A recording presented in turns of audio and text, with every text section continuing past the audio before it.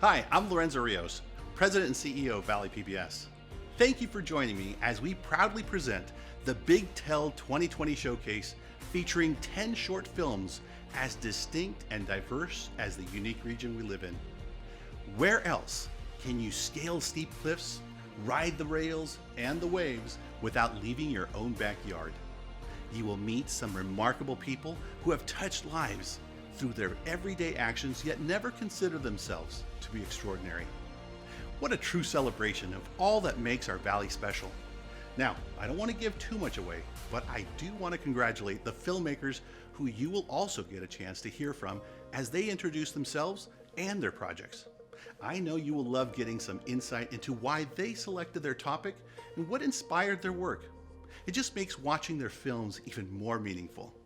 And just as these films are providing windows into the magic of our own area, for 43 years, Valley PBS has been providing windows to the world, at home and around the globe. Did you know our station brings more than 500 hours of performance and entertainment programming right into your living rooms annually? On air, online, and in the community, Valley PBS challenges our viewers with unparalleled content simply not available anywhere else. Valley PBS is the Valley's preschool, classroom, stage for the arts, and lens for exploration, pointing citizens of all ages to destinations where their interests will be served, their spirits lifted, and their voices and perspectives heard. On behalf of all who have worked so hard to put the Big Tell together this year, I invite you to enjoy this true collaboration of the best kind, one that could only happen right here in our Central Valley. After the program, we'd love to hear your thoughts. Which film will be your favorite? I think you'll have as difficult a time deciding as I did. Thanks for tuning in, and please, come grow with us. Well, I think being a 2020 Big Tell filmmaker is actually very special. I know that we all wish that we could gather in person and walk down a red carpet, but here's the deal. In an era of COVID, all we have are films. All we have are images that connect us, and the fact that we can't be together makes these films even more important this year. We may not be in a physical red carpet theater, but the beauty of the digital art form and the platform going online is that it's universal, and you could view this anywhere. So your audience is much larger. Even a global pandemic couldn't stop the Big Tell. So the James B. McClatchy Foundation is proud to partner with the Central Valley Community Foundation. They help our foundation amplify our mission of really reflecting the local voices and giving them the platform to tell their own stories. When I think about James McClatchy, I think what better way to honor his life and legacy, telling the stories of people in the Central Valley. I mean, that's what he lived his life for. By focusing on the Central Valley, picking one region, we get to really expand our idea of what the Central Valley is. Who's better qualified to tell those stories than the residents and the citizens of the Central Valley? So I can't wait to see this year's films, and I guarantee you that when you watch all 10 of these, they will all make an impact, and you will walk away thinking about these films for months. I'm still thinking about things I saw last year, so I can't wait to see this year's films. These are stories you haven't heard before. What you're about to see is a collection of stories from filmmakers across all backgrounds and all levels of experience. Congratulations, 2020 Big Tell filmmakers. Thank you for working hard all year under really difficult circumstances to bring forward these stories. To the subjects of the films, thank you for sharing your stories with us. And to those of you who are about to enjoy these 10 films, you're gonna love them. Sit back, relax, and enjoy the show. Hello, my name is Michael Price. I am the director of Lemoore, California, home of The Perfect Wave. This short documentary showcases the Kelly Slater Surf Ranch, which has been operating in Lemoore County since 2015. The Kelly Slater Surf Ranch is an artificial wave system that creates what has been known as the perfect wave.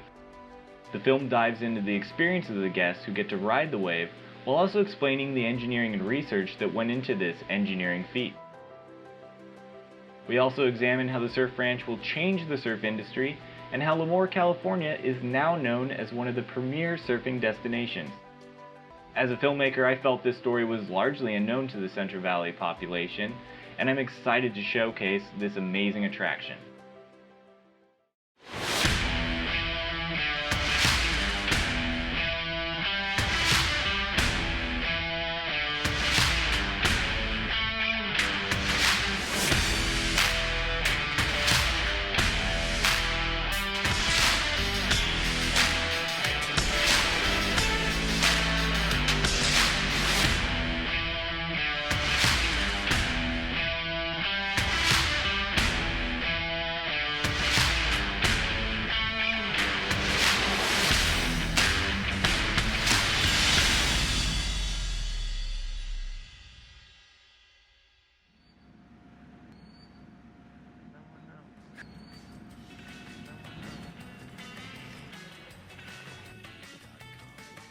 Kelly Slater Surf Ranch is a lot of things to a lot of people. Some it's a sanctuary, but it's the perfect man-made barreling wave sitting here in Lemoore, California in the middle of the most unique spot that you wouldn't expect something like this to exist. So surfing the wave is something that everybody here loves to do. We have our surf teams and our water safety teams that come in and just can't get enough of it. What we joke around and call secondhand stoke, which is just how fired up everyone is that comes here. Everyone rolls through the front gate, and if they're not happy, you're kind of wondering who they are, if they have a soul when they come here. But that's like the main thing, is dealing with a bunch of happy people all day long. An interesting story is they were telling everybody when they first were building this that this was a tilapia fish hatchery. And that secret stayed good for a while, but when surfboards started showing up at the Lemoore airport or here at the Tachi Hotel, the trick was, or the secret was out of the bag for sure. Kelly had a very clear vision, and he was able to articulate what this wave, because I didn't really know what a perfect wave is. I wouldn't know one if I saw one. I mean, it might be looks nicer, but perfect wave to a surfer is very specific, very, very specific, and he was able to articulate all of the characteristics that this wave has to have. In our research laboratory here in Culver City, we have the original prototype of our circular wave design. We are able to perform most of the tests related to the linear situation using the circular prototype without necessarily having to build a linear prototype. Knowing the mathematics that transforms things in the circular frame to the linear frame, we're able to do most of what we need to with the circular design. All of the measurement instruments send their signals through the center, where there's about 200 slip ring channels of rotating connectors. All of the data and power and control signals come back out through here to this sort of panel. We can also do field work here at full scale to perfect the wave. We can make measurements of our wave now that we have it and see, well, what can we do to make it better? You see kind of like ability is definitely like forefront, like the most important thing, and nerves. It's just all a pressure cooker. It's you out there, you know your wave's coming, you're getting the same wave as everyone else. And it's really, I think, more of a mental battle. I don't mind pools coming into competition because it does give that even everyone gets the same chance. In my opinion, pools show people's flaws. So it's kind of like, oh, they're really good at this, but they're not good at that. So it's very good for you as an athlete to learn. When you see your scores, you kind of understand, like, why was that only a 7? And you know all these things you need to work on to just have a set schedule. And it's a new nerve that we have to learn how to deal with, and it's awesome. It's testing us for sure. The great thing about the wave pool is just the consistency. I mean, you show up and press a button and the wave breaks. So that's pretty different than what we're used to, where you show up for an event for 2 weeks and just hope that we get good swell. So in that way, it's super cool. But there's nothing like coming here for the first time and actually seeing just the scope and the magnitude of the wave in real life, and it's pretty surreal. My first experience coming out was super exciting because I've never even been inland anywhere in California. That was an experience in itself, just driving here. Between the county and the city, we're Lemoore Business of the Year. It's been great being here, and since I've had the opportunity to come out here and run this park, it's just met a lot of great people, and the city's embraced us. You wouldn't expect this surf park to be here, but for a lot of reasons, it was just meant to be.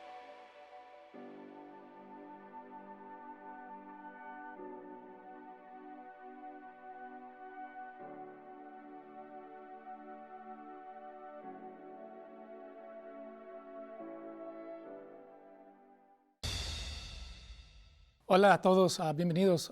My name is Adan Avalos, and I'm actually one of the directors, or the director of our Daily Bread, The Last Panadero. It's a film, a short film that is really close and dear to us.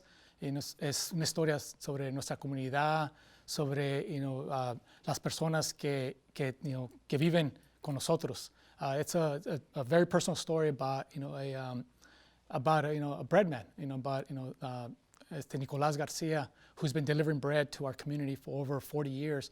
And I think a lot of people that see this film and recognize the individual will really be happy to see this. It's and it's not just about him as well. It's about our stories about just different communities and different people that come around bread and what traditional Latino or Mexican bread really means to us. And it's really sharing that communion, that idea of coming together as como familias.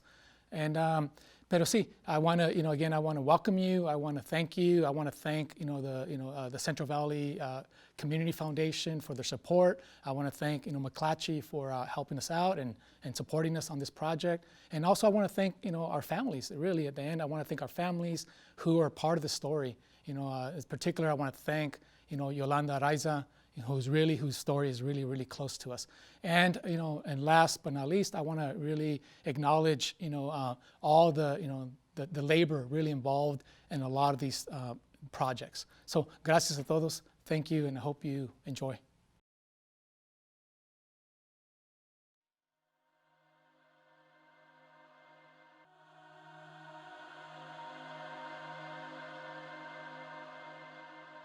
Te vamos a enchocolatar. Te vamos a enchocolatar. I still clearly remember those words coming out of mi viejita. She would repeatedly say that to me, and honestly, back then, I didn't really know what she was talking about. Te vamos a enchocolatar. Te vamos a enchocolatar. But you know what? Now I understand what she was talking about. When she died, when my grandmother died, that was exactly what we did.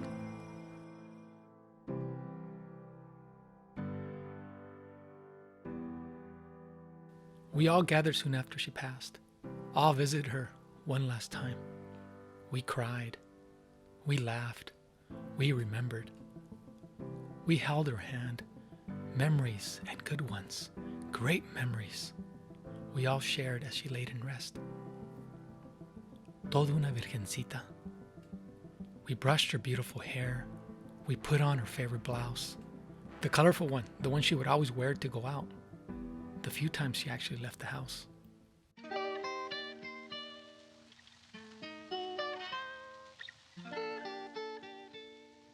And then, before we knew it, the boxes of bread came. Lots of them. Lots and lots of bread. Las empanadas, la chilindrina, los cuernitos, las maripositas, los puerquitos, el bolillo, and of course, las conchas. All kinds of conchas, las de vainilla, de chocolate, de fresa, y mis favoritas, las rositas. Man, I kid you not, mis tías, and it seemed like all the women who visited my abuelita would come in to see her and then make a beeline for the kitchen. Stand around the stove, chatting while making chocolate. And I'm talking about the real chocolate from scratch, not that abuelita Nestle that you get from a yellow hexagon box.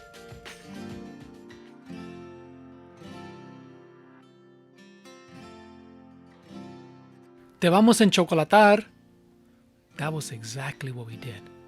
We celebrated her with a taza of hot chocolate and some good pan. The best fresh pan we could have ever had. What follows is not just a story about bread or about our bakery. It's my story. My family's story. It's our story. Our community.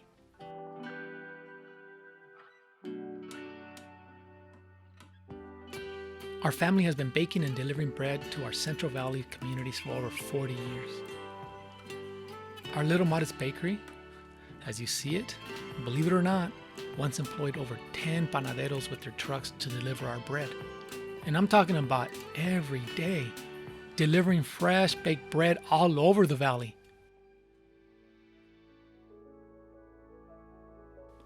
My Uncle Nika, known by most in the community as Don Pancho, There's a funny story about how he got his nickname.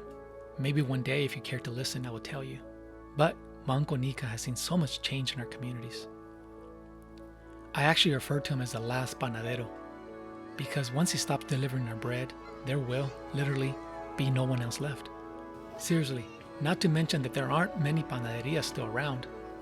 But of the few that do exist, my uncle is the very last panadero still driving around every day, honking his horn and delivering our daily bread.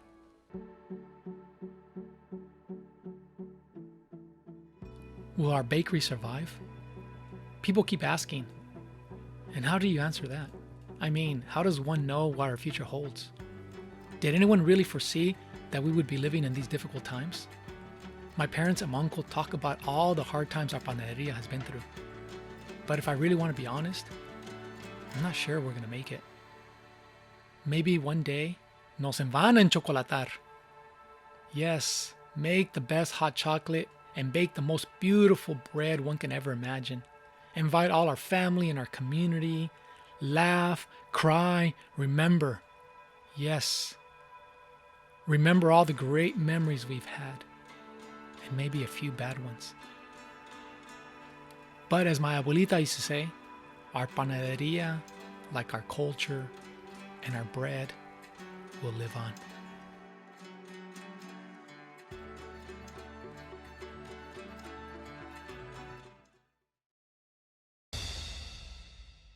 Hello, my name is Jason Duong. And I'm Julie Scram. Our film, Love and Anxiety, is an outward expression of what people in the Black community are feeling inwardly. We really wanted to highlight an issue that we feel that is important for everybody. I wanted to let people know, like my family, my friends, my coworkers, people, my acquaintances, people who just like see my social media where I stand on these issues, because I think just showing the overall support is really important. So it's really important to me that Julie's helped me, or let me help the situation. It's truly a collaboration, and I'm grateful for friendships like this. I'm just hoping that we can provide some understanding on some of the issues that we're highlighting, and also just bring light to the importance of it all. We were able to collaborate with so many different artists. I'm a strong believer in leaning into your strengths, especially during advocacy and during this time. And we were able to kind of tap on a lot of our friends and use their strengths to bring this film together. I really enjoyed working with everybody. So Julisse being a Black woman, me being an Asian man, our writer Tommy, he's a gay man. We all thought it was really important for us to really show support in this very moment, because we want to let people know that it doesn't just affect one community, it affects multiple people.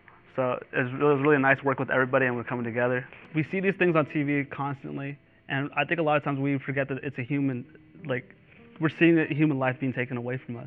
This person has a mother, they have a family, it could be someone's kid. So I think a lot of times we dehumanize the victims of these situations to a point where they don't even feel like human anymore. So I really want people to have understanding of what's really going on. We hope that you all value the work that we put into this film. And thank you to everyone that helped, and the Big Tell for giving us this platform to speak about this issue. 3 words that describe how I'm feeling right now: mad, anxiety, scared, angry, helpless, rage, pissed off, fatigue, enraged.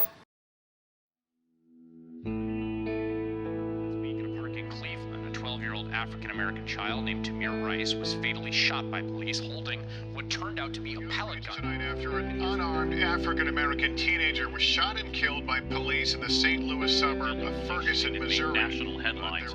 The state of Louisiana will not charge 2 police officers in the shooting death of Bolton Sterling, the father of 5. The shooting night of protests in Louisville, Kentucky, as thousands demanded justice for George Floyd and for 2 Black Louisville residents killed by police, including Breonna Taylor, 26-year-old African-American woman shot to death by police in her own apartment in March. Taylor was an emergency. More times than not, I just find myself enraged at what's going on. The thing about this situation is it's forced some things to the surface, some conversations, some awareness. It's just literally forced them to the surface. And you can't help but to process them in some capacity. I was pretty numb. My way of coping with it was let me push everything away and let me unplug from everything, let me go to the mountains, let me just get away from everybody. But when that didn't work, I had to kind of confront what was happening, and I personally don't see an end in sight. One reason why I'm mad is because we are in 2020, and yet I have to experience, my son has to experience, my relatives have to experience things that my grandparents went through, my great-great-grandparents went through. And I didn't think we would be in these times in 2020. My concern is that I'll tap into that rage that I talked about earlier. And I think a lot of us spend our time just trying to keep that person at bay. There's a part of me that understands both sides. I hear on one hand, why did you shoot him in the head? And on the other hand, I know that's what they train you to do. Now that we are in the racial climate that we are in, I've been having to think more about my son's safety. So that is my fear. I fear that my son has to walk out in this world, every day with a target on his back. And he hasn't done anything. I fear for my brothers. I have 3 younger brothers that are gonna grow up to be big black men one day. So my immediate fear goes to them. I'm mostly afraid that one day these stories aren't gonna be just in the news, that it's gonna be in my house, that it's gonna be a part of my story, not just a news story.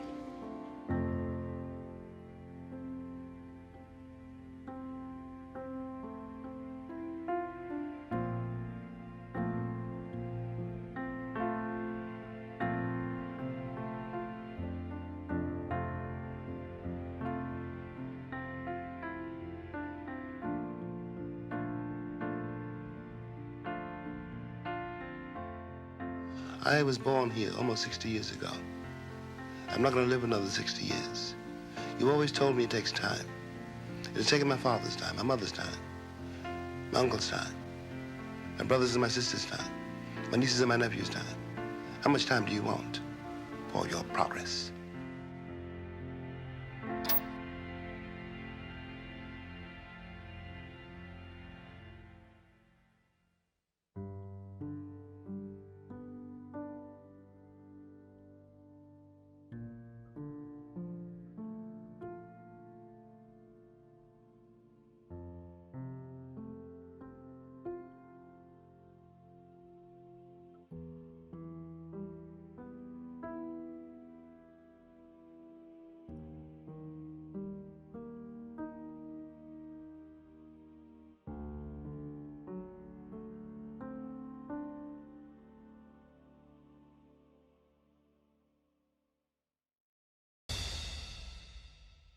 Hi, my name's Matt Mueller. I'm a filmmaker based in Fresno.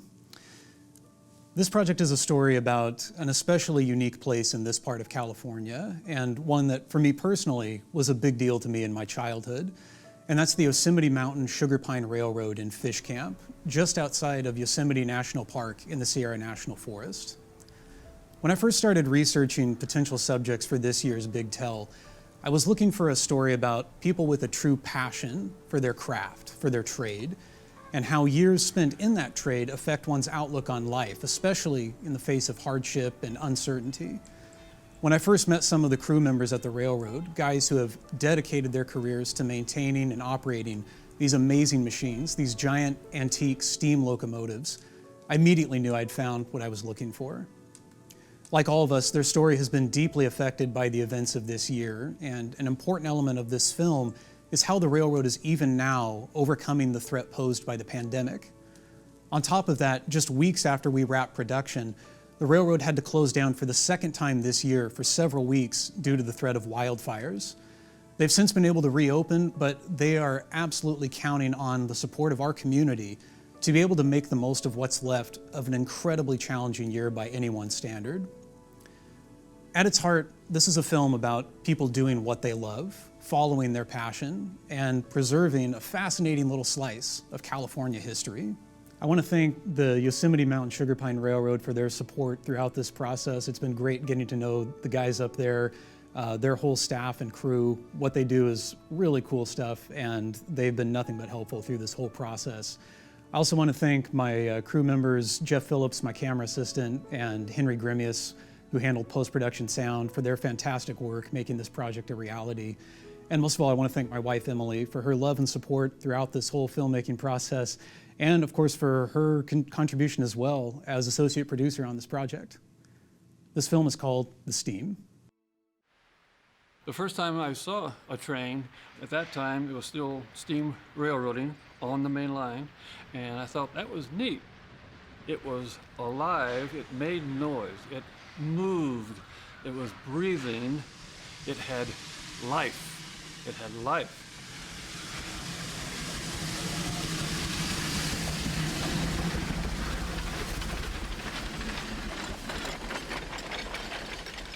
My name is Joseph Bispo. I'm an engineer, fireman on the steam locomotives at the Yosemite Mountain Sugar Pine Railroad.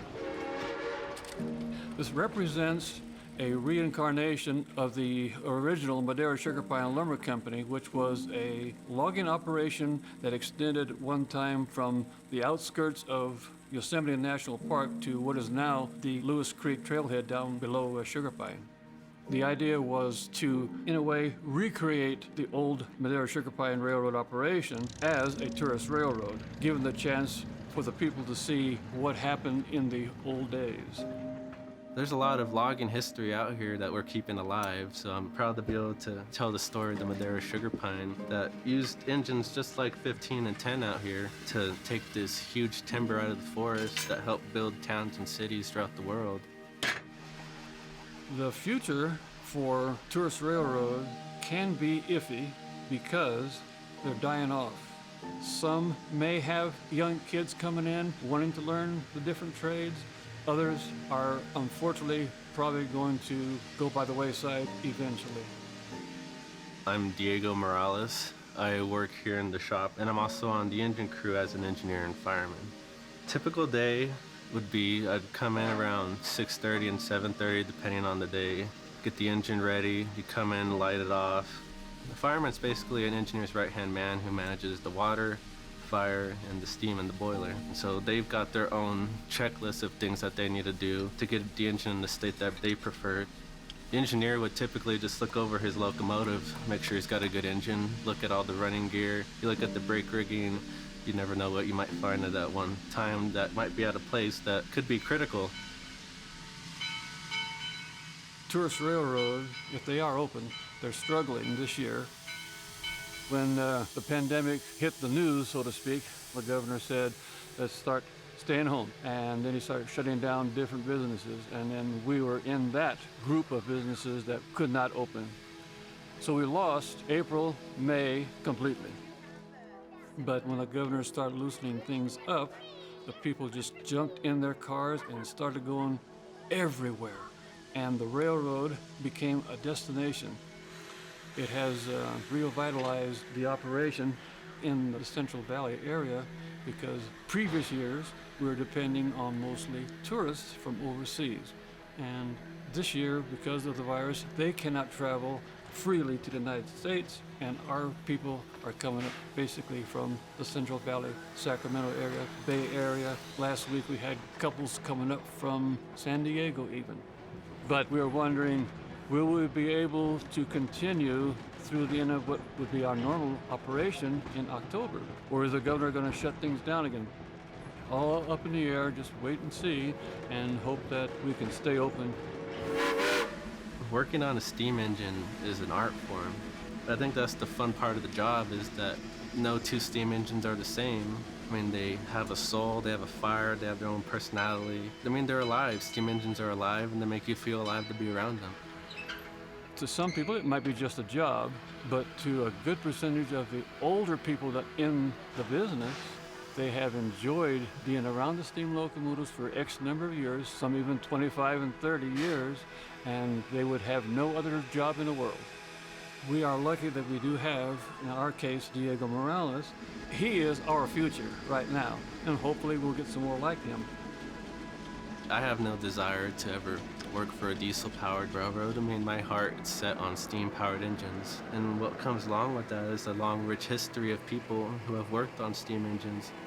They're passing on their knowledge to me, and hopefully I can pass it on to the next set of young blood that comes out here. I don't know, really, to be honest, why, but if I had to start all over again, I would start again on the railroad. I would come up here, first day, can I help you out? And I'd be here again. It's the steam. It's the steam.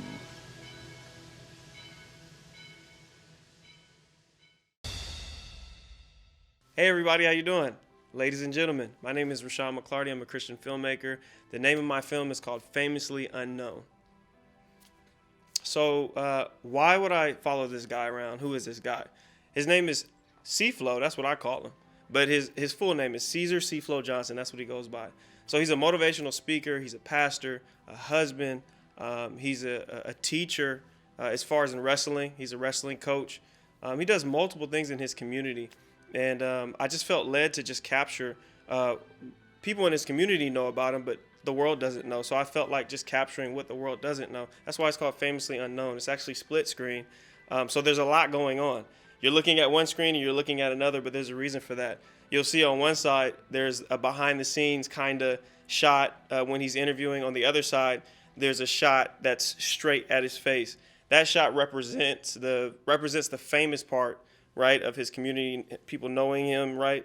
So it's like the perfect picture, whereas the other side is the behind the scenes kind of picture, what nobody really sees. So Caesar, or C-Flow, there was a moment in time where in the film where you see that he lost a friend and to COVID, and the day after he actually officiated a wedding. And he even spoke about how it's kind of bittersweet, where he's celebrating with a family, but at the same time inside he's mourning over his friend, and he couldn't even properly attend to the family because of COVID. He had to keep his distance, so he kind of just parked in their garage. I mean, in the front of their driveway, and just prayed for the family and stayed there. So in hearing him and seeing him doing what he does and trying to encourage people, it really taught me just to be selfless and to encourage other people. Towards the end of the film, he actually does like a motivational speaking thing. Like it's like, I think about 30 seconds where he just gives you a motivational word, and it's encouraging. And he basically says something along the lines, I'm not a motivational speaker, so you got to watch the film, but he says something along the lines of, you can encourage somebody. You know, you always can encourage somebody else, and you never know what that person is going through. One of the main things too that he does, and he consistently covers throughout the piece, is his love for Jesus. And no, he doesn't push it in people's faces. No, he doesn't condemn people, because it's not his position to condemn people. But he really just, out of love, really just loves on people as Jesus would. And one of the main messages he shares is just, just the love of Christ, just loving people. Please join my Central Valley Community Foundation family and my PBS family and myself in watching this film. And I pray that it encourages you, and I pray that it shows you that someone's there to help you through this trial. In the interview with your boy Big C-Flow, from the bottom of the bay all the way up to the skull, I got the good seed, best believe I'm gonna sow. Will it produce a good crop or get locked and choke on? Give me a dope beat and one microphone, I'll flip it old school like Chuck Taylor's and afros. I don't play, I put it down for my king all night and all day. I don't really care what these others gonna say. I got Christ in my heart, and I can't be ashamed in a van, car, plane, or train. Now I'm doing shows from state to state. When these other rappers, they do it for the fame, but their heart is even blacker than Flavor Flav. Google Flavor Flav. I'll tell you this. When I was a youth pastor, the students would tell me there's 3 parts of you. You are Caesar, and all Caesar wants to do is hang out with his wife. He wants to go crabbing. He wants to buy his bicycle. He wants to kick. He's cool. He's cool. We like Caesar. He's cool. And then they go, you got Pastor Caesar. Pastor Caesar's the guy that's going to tell you, don't do this, don't do that. Don't be in the church parking lot doing donuts. And then they go, then there's C-Flow. C-Flow's the rapper, the motivational guy, the rah-rah. And he's probably the guy that did donuts in the church parking lot. So I got those 3 personas. But really, bottom line is the title is one thing, but the character and who I am, I'm really just a person that loves God.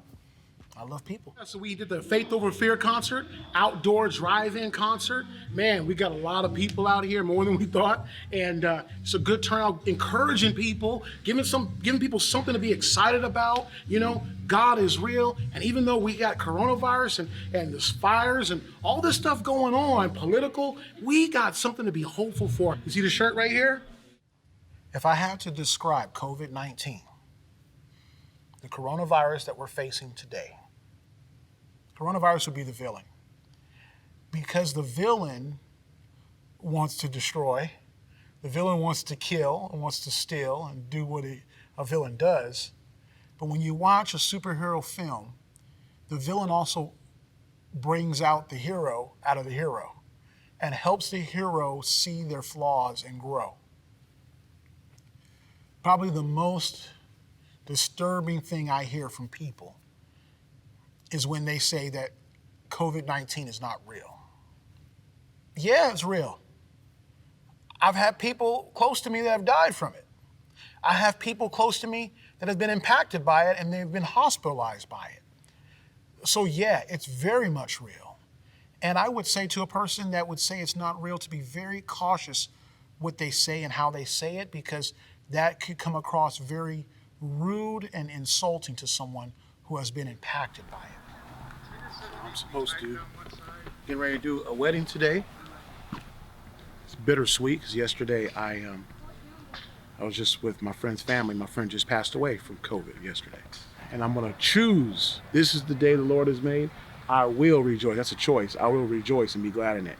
So I'm making a choice to choose to be happy because this is a celebratory moment that we're having right now. These are 2 lives, actually 4 that are coming together to be one because it's a family, a whole family together. So I'm pretty happy about that. So here we are facing a pandemic like the world has never seen, the coronavirus, COVID-19. And you know, in the Japanese kanji, there are 2 symbols that make the word crisis. We are in a crisis. Crisis stands for danger. One of those symbols is danger. The other symbol is opportunity. So there's a danger.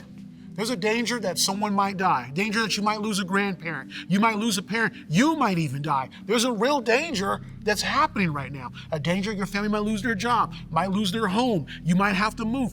School's not even in right now in some of these places. And here it is, maybe you're not going to the classroom, you might lose your friends. There's a real danger. But there's an opportunity. There's an opportunity for you to grow. That's one opportunity right there, for you to grow as a person. I remember how I wanted to quit, man. I remember when I saw my mom get lowered, you know? And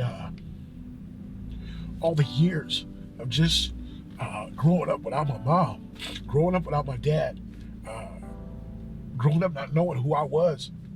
I never thought, like years ago, over a decade ago, when my mom died, when my dad died, I never thought that, I didn't have that thought that, hey, things are gonna be cool because, you know what, in the future, I'm gonna be flying all around the world. In the future, I'm gonna be speaking in schools. In the future, I'm gonna be rapping. I didn't have those thoughts. I just, you know, I was just like, I was broken, you know? And right then, God said, Caesar, this is the plan that I had for you way back when you were a little kid.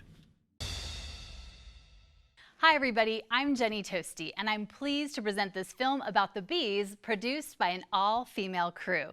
Lexi Sisk is our production assistant, who's also a longtime volunteer here at Valley PBS, and Krista Tweet did the beautiful drone photography showcasing our valley. We did this story because my son is actually the little beekeeper. He started when he was only 10, and people would get such a kick out of him going to retrieve a swarm. So he would show up in his suit, and he would shake the bees into a bucket, and they'd ask him questions about the bees and the queen and where they came from. And they were surprised at how fearless he was, and they'd pull out the cameras, film him, put it on social media, and I thought, aha, this is a great story. We have to tell this story. And I've been a storyteller for over 20 years. I've spent more than 10 years in local television and in news, and so we need to let people know why it's important to help these bees. It's also important because of agriculture, and I write a monthly column for the Fresno Bee about ag. I know that This is more than $20 billion of value to our economy, and the bees are a chink in the armor. If they go, we could lose 80% of our fruits and vegetables. So this is important not only for the valley economy, but also for the entire security of the nation. We all need that reliable food source. We also realize there's a bit of irony to this story, in that ag needs bees, and yet some of the practices of the growers and the pest control advisors were actually harming the bees. We also wanted to let homeowners know that if a cluster of bees shows up at your house, you can call a beekeeper, the county has a list, and they'll remove it for free or for the cost of gas to save those bees and give them a new home. So we wanted to spread the word about how important it is to all work together to save the bees. So thank you to our farmers Brian Cook and Joe Delbosky for working with us, and to the Central Valley Community Foundation. Together we can all work together to save the bees.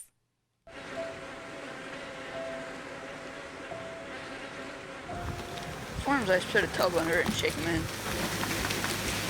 They're just some amazing little creatures. And I mean, they make honey, but it's not about the honey. It's about the bees and keeping them alive because they're endangered. I've been a beekeeper for 2 years now. And I want to send them to the almonds. All right, girls. I just see what they do for the world and all the pollination. And I think it's also kind of fun just to take care of these little girls. We are the largest melon organic grower in the country. This is the most popular melon in America, except for the watermelon. You'll find these in Trader Joe's, Whole Foods. We grow some of the best here in the west side of Fresno County. If we had no bees, we would have no melons. We would have no almonds. We would have no citrus. Bees are that critical for producing these fruits. We started out of necessity because we have small acreages of almonds. When we rented bees, we had boxes, but we never had no bees in them. We sell a lot of bees every year. We produce our own queens, but all the costs have gone up. When you're small, you need to find a way to be sustainable, or it's pretty tough to make it. This is one of the fascinating things about bees. They're the best builders in the world because it doesn't matter. If it's today, tomorrow, next year, they're going to draw the same size cell. They're going to draw them exactly the same. How many folks can do that? All right, girls, you hungry?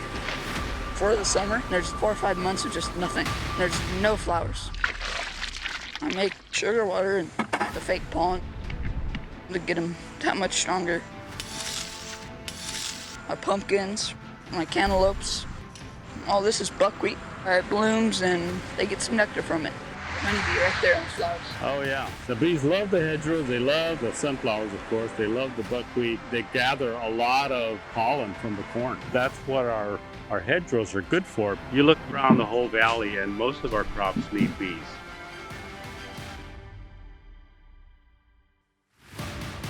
The whole country depends on California because we can grow all these crops that like this hot, dry weather that you can't grow anywhere else. And we produce 70% of the melons in the country right here in the west side of Fresno and Merced counties.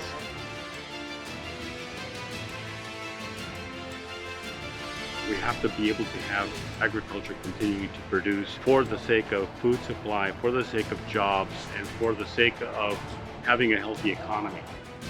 The prosperity of the almond industry in California would not exist if it wasn't for bees. There wouldn't be as many beekeepers without the almonds either.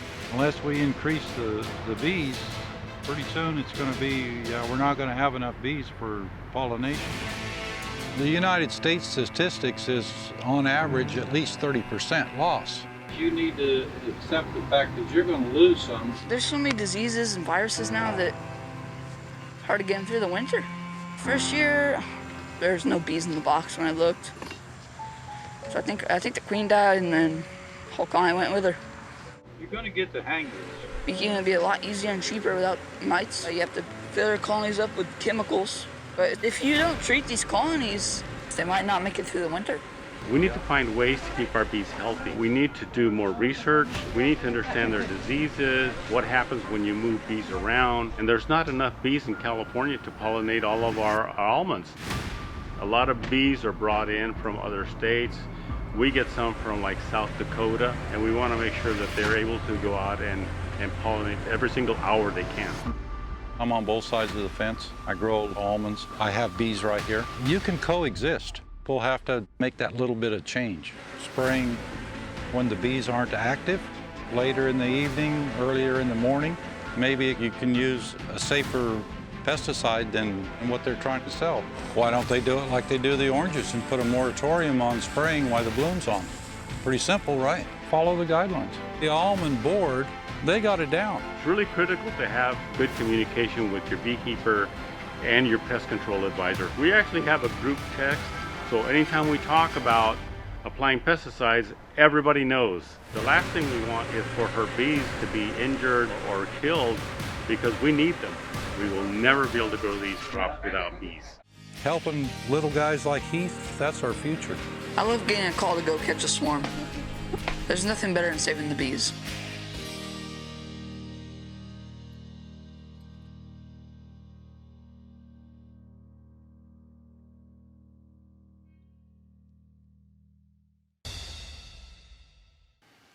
This film, Liminal, is essentially a day in the life story.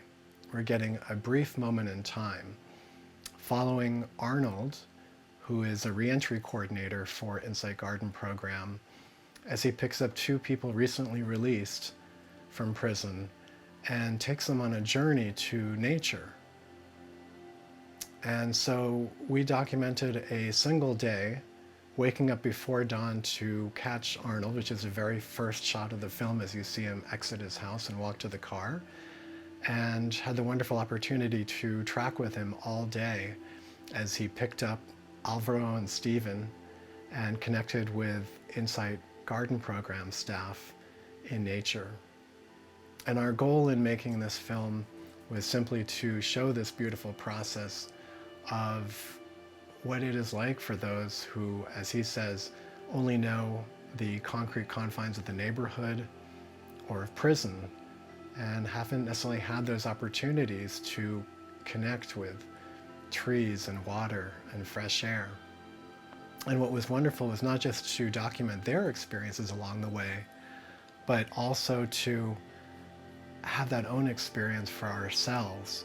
When we dipped our feet in the cool water of the river and felt the fresh air and surrounded by the greenery, we too connected with that. And it was such a joy to get to document their amazing experience and how transformative it was for them. And we hope that we've captured a little slice of that so you can feel that too in watching this.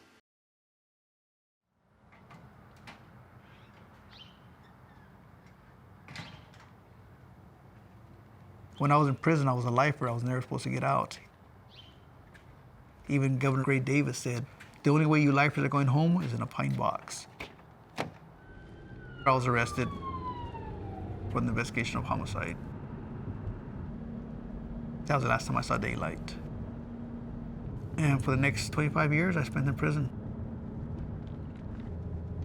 There's more to life than just prison and the neighborhood. If you don't spread your wings, you're never going to see that. What's going on? What's up, fool? How you doing, Arnold? Good. Good to see you. Likewise.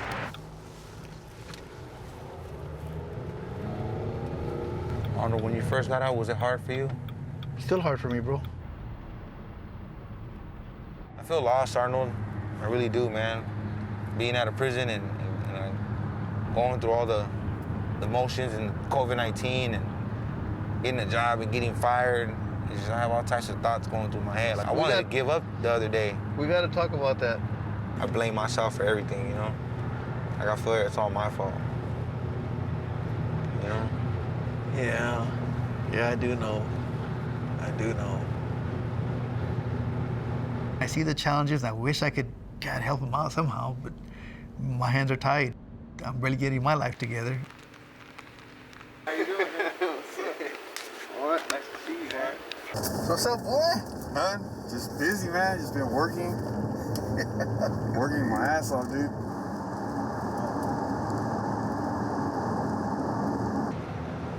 It's peaceful out here. Look at this. I don't really get out of Fresno like that. So you know how to swim? Yeah, I go against the stream, you know? Yeah, I never learned how to swim. You never learned how to swim? Yeah, I never learned. It's showing them a different side of living with nature. You know, it shows that it is greener on the other side. We're hoping that the connection between the mind and what they're seeing out in nature, that plants thrive despite what's going on. And as you keep breathing, allow your shoulders to just gently relax. You came out around the same time and went through a lot of the same experiences in there, you know? And I'm just grateful that you can both be here today. It's like the first time that you're seeing each other since the inside, right? I'm just thankful for being out of prison, you know, because I was in a dark place in my life when I was in there, you know? And I'm out here now, and slowly but surely, I'm coming out of that darkness. Remember, we did cry about this. We did pray about this when we were in there. Yeah. We should be like, man, bro, I can't wait till I get out and I got this going on, this. And next thing you know, look, here it is. I just try to be grateful for all the things that I got. I don't have a car, don't have a home, I don't have kids, and I just gotta have faith. By me joining the gang and then dropping out, it just ruined my life, you know, I ruined my life. I did that to myself, I ruined it. I feel like everything I've done in the past is bad. Now that I'm trying to do good, it's starting to all come back. And it's just like non-stop, like, you know, just too many things, different things. And I'm just real stressed. You're not alone. Yeah. No, I know. Like, I know I'm not. There's community here for you. I don't know what tomorrow brings, but I expect more doors to open. Yeah, it's not, like I said, it's not gonna happen overnight, but it'll happen. Hang in there.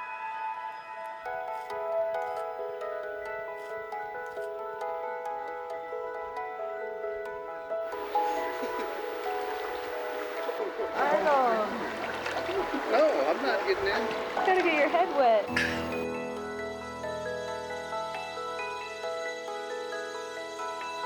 I was there in your shoes. And you can be here in my shoes. Don't ever tell yourself that you can't do it. Because you can. There's a whole bunch of us trying to make that change.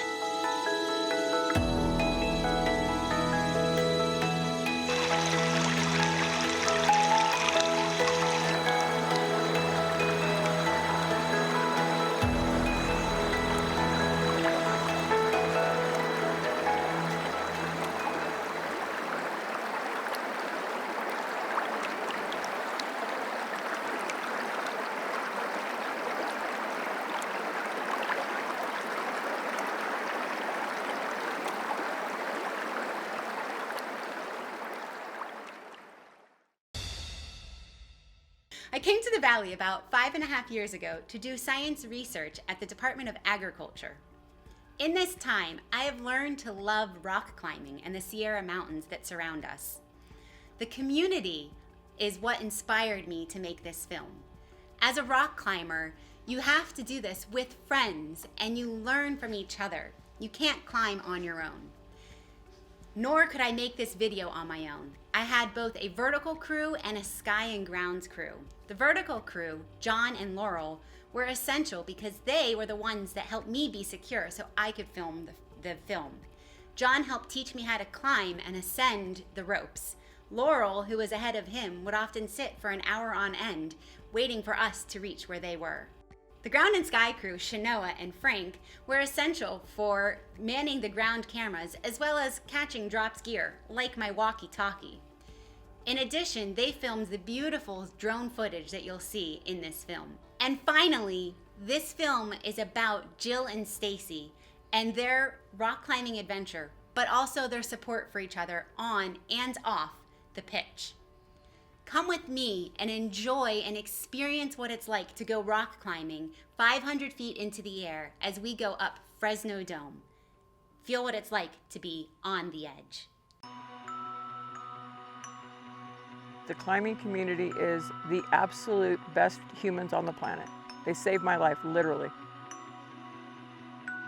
Yeah, you know, you trust and support so much on the wall that you have that same trust and support in your personal life as well. Absolutely. I'm Stacy, and I've been climbing just over 5 years. My name is Jill. When I'm outside, I feel like I'm home. That's where I belong.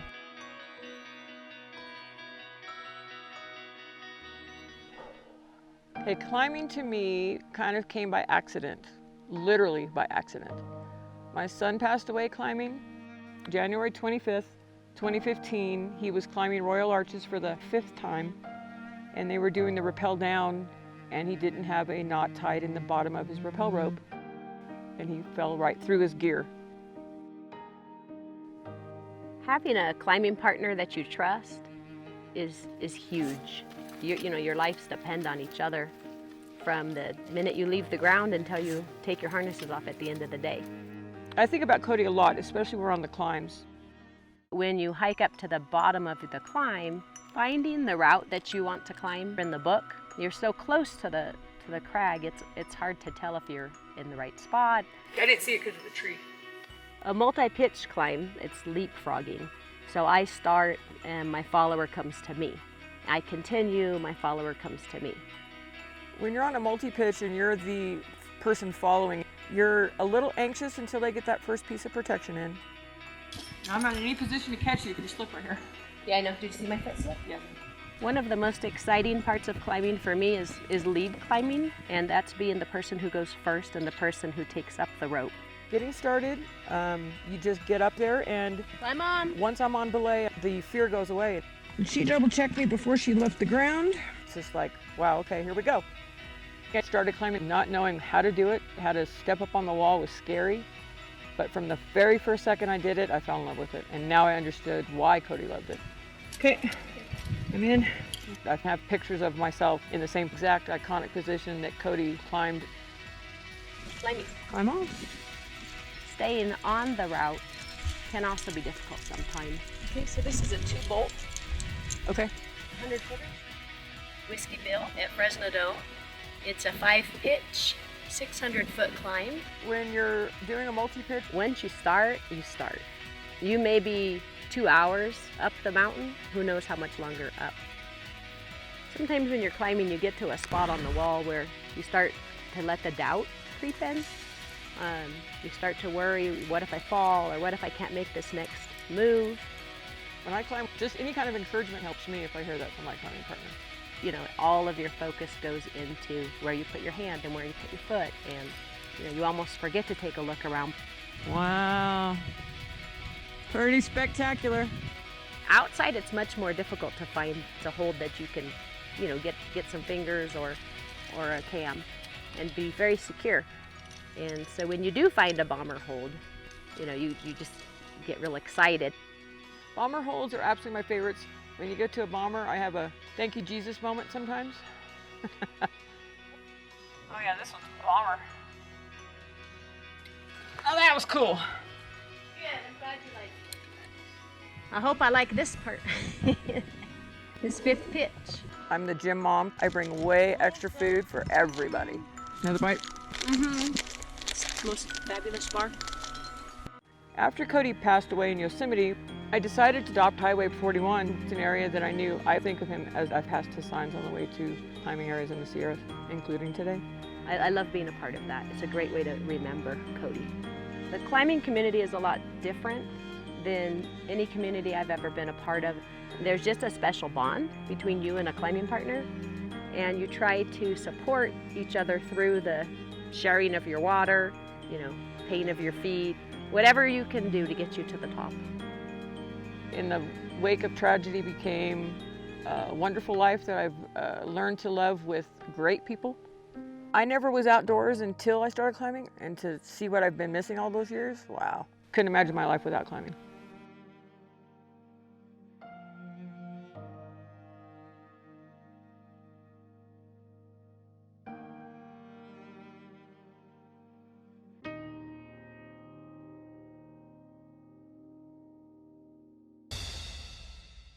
Hi, my name is Rigo Moran. I'm from Farmersville, based out of Tulare County.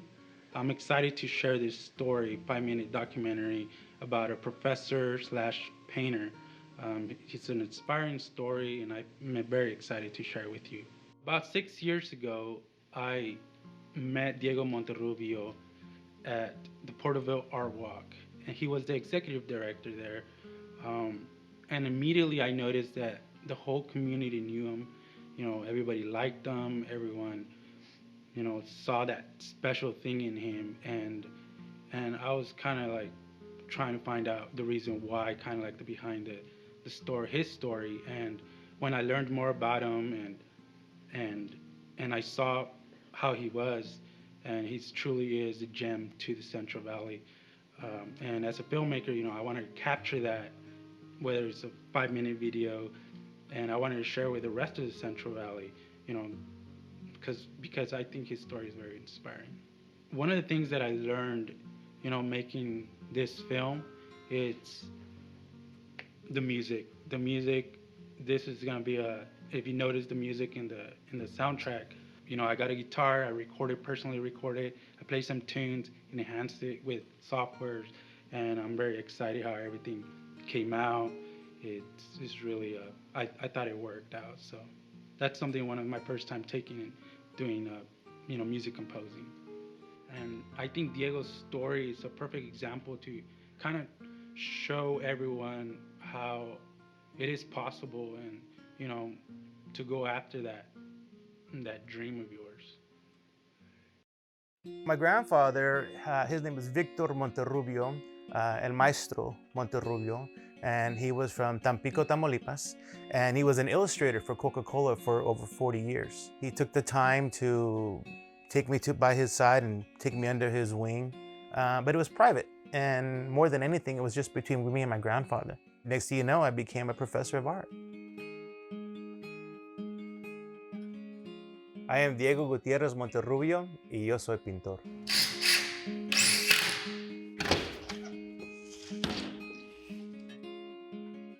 I've been creating a body of work revolving bulls. My grandfather would listen. He was an aficionado of La Taurina, which is an aficionado of bullfights, but the whole culture, not necessarily the violent part.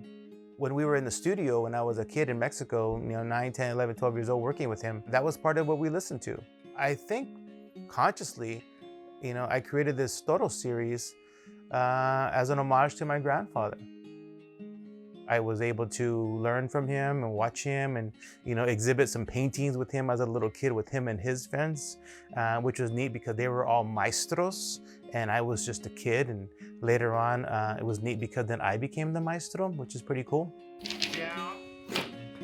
And down. I teach a large class at Bakersfield College. I'm an adjunct at Fresno State. I teach for National University. I'm one of their master teachers for their teaching credential program. And I teach full-time at Central Valley High School, teaching art students. I got some advice once from a professor here at Porterville College. She said, Diego, what's going on with your work? You're not producing what you used to produce. And I just kind of said, well, life's going on. I got, family, this and that and da-da-da. And then she says, well, you're not gonna reach your place if you put your art second. Your art has to become first. And so I took that to heart. For me to tell my parents, I'm the only son. These expectations of what they want me to do or where I'm supposed to be, I had to say no. My father's 76 now, and he still drives a truck to haul fruit. So he's been in the ag business his entire life. And I think my father pretty much wanted me to follow in his footsteps as well. But, art was in my blood. And so I had to overcome the constant fight with my dad, are you gonna follow me or what are you gonna do? And I said, I'm gonna do this. I've exhibited my work. I've been in New York, I've been in Paris, I've been in Argentina, I've been in Mexico City. I was in Vietnam one time.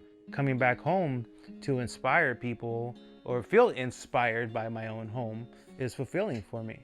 I'm lucky. I don't even know what to tell you. I feel blessed every time somebody gives me a call. The Torres brothers, who are in charge of the Micha Fest, they want me to build a sculpture specifically just for the Micha Fest.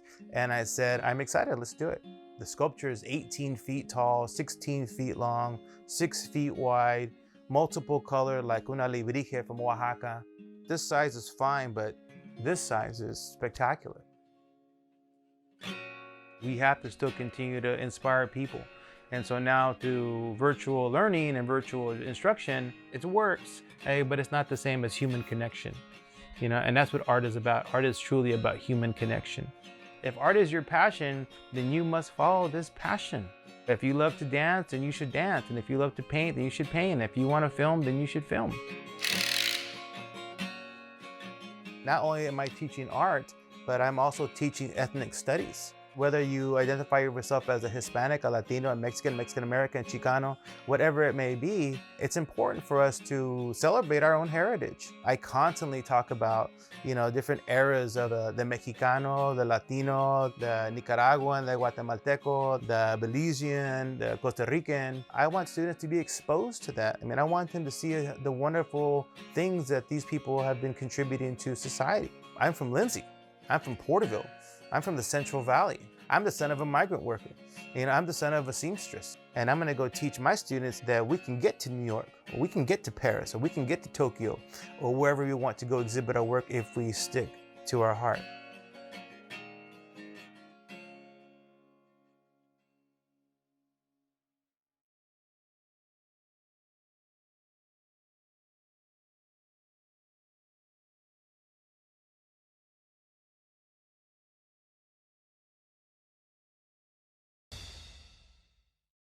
Hi, I'm Jamila Finley. And I'm Z Finley. We are a mother and daughter duo who together founded the Fresno Black Girl Magic Project. Our film is called #Black Girl Magic, and Z's going to tell you a little bit about our Rites of Passage program that's featured in the film. Our program takes girls in the Valley ages 11 to 19 and teaches them about career competency in the fields of journalism and modeling, giving them opportunities to write in our own magazine, Ashe. And they write all the articles, they model for the magazine, and they just get to celebrate themselves by sharing their stories. Can you remember being a teenager and how challenging it was to just be in your skin and how hard it was to be confident? I personally could not imagine myself trying to do any of the things that these girls do, but they do an amazing job. And I think what you're going to see in the film is that as these girls are modeling and as these girls are writing and we're doing all of these different activities, that they're coming into their own, which is really what the goal of the program is. Z, do you want to say anything else? It's very unique for us to have a film together since we are mother and daughter, and it's been a very interesting experience working together. Yeah, I think I'm proud of us because from the very conception of the Black Girl Magic Project, when we were just sitting in the chiropractor's office and we thought we should start a magazine. There's no magazines by Black girls for Black girls. And then from that moment to this moment, to see how we've grown to 3 volumes of a magazine that we developed together, I don't know. It's amazing. Yeah.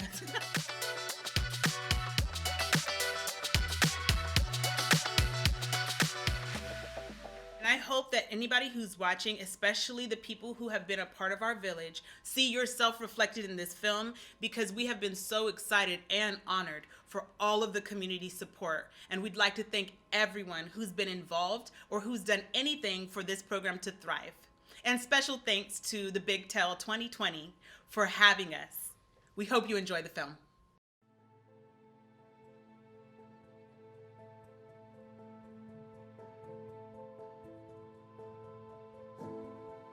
We didn't know about any magazines for Black girls by Black girls, and we thought that, it would be important to have one because modeling is a vehicle. Like, you actually really have to feel comfortable and you have to be willing to try new things, and that in itself, just getting in front of a camera in front of even a small group of people, helps you with your confidence, pushes you out of your comfort zone a little bit. And then the actual magazine, it's basically like taking their idea that they wrote about and then them illustrating it as the model. So instead of us hiring a model from an agency, we're actually using the writer who wrote it, and they're embodying the ideas. Some of the issues that we face are negative stereotypes and feeling like we have to go above and beyond the expectations of a Black girl because we're only expected to do so much, so we feel like we have to be better than that, and it can become very overwhelming. One of the things we focus on is career competency. So I learned a lot when it comes to how to make a magazine, the whole process of editing and writing, as well as modeling, if that was a career that I wanted to do. I thought, I wonder what it would be like if we used writing and modeling and basically all the ways that the media is impacting us, through what we read or don't read in literature, what we see or what we don't see on covers of magazines. Like, what if we use all of those ways that we're being impacted and we started creating through those mediums and through those genres ourselves. If we became the content creators and we became the directors of the media versus being impacted by it. There is just lots of problems when it comes to Black girls not being represented in media, and we wanted to let Black girls have a chance to make their voices heard and show them, center them. The mural behind me is of my grandmother, Dr. Paulette Fleming. She was an art professor here at Fresno State. She made a really big impact on my life when it comes to being creative and artistic. Even if she was still living, I do think there's a certain passing of the torch in terms of vision for the community, and I hope that that happens with me and my daughter as well. Like, I think at a certain point where you feel like you've done what you can, and the younger generation has a new vision, and they take what they've seen you do and then they expand on it in the ways that their generation informs. I think that that just happens naturally. Black Girl Magic is really just about a celebration of Black women. It is the youthful, vibrant exuberance of the Black female identifying spirit. We're aware that people have a perception that Black girls are less innocent, less nurturing, less needing of support. And so Black Girl Magic Project actually addresses that by giving lots of support, by allowing girls to be girls and young people to be young people. We take them to camp, we go on field trips, and then we do some more serious things. We write about the issues that matter to us, and we talk to each other. We have critical conversations. It's really important for young Black girls because there's not a lot of opportunities for Black girls to really make sure that their voices are heard because they're young, so some people won't listen to them, or because they're Black. And what we do is make sure that they are heard and they can tell their own stories. I recently was giving a thank you gift to someone who had done a lot for our program, and they were surprised because they said, the girls are the gift. They're inspired by the girls. We always think it's the other way around, that the girls will need inspiration, but I'm really finding that people in the community are inspired by our girls, and I think that really speaks to the quality and the character of these young ladies. But I also feel like it's not that surprising because a lot of girls I know are just like this, you know, like these are 10 girls, but they represent a lot of girls who are exactly like this. And I think that's the point, you know, that yes, Black girls are amazing, and if you're around them long enough and you give them a chance, then you'll learn that.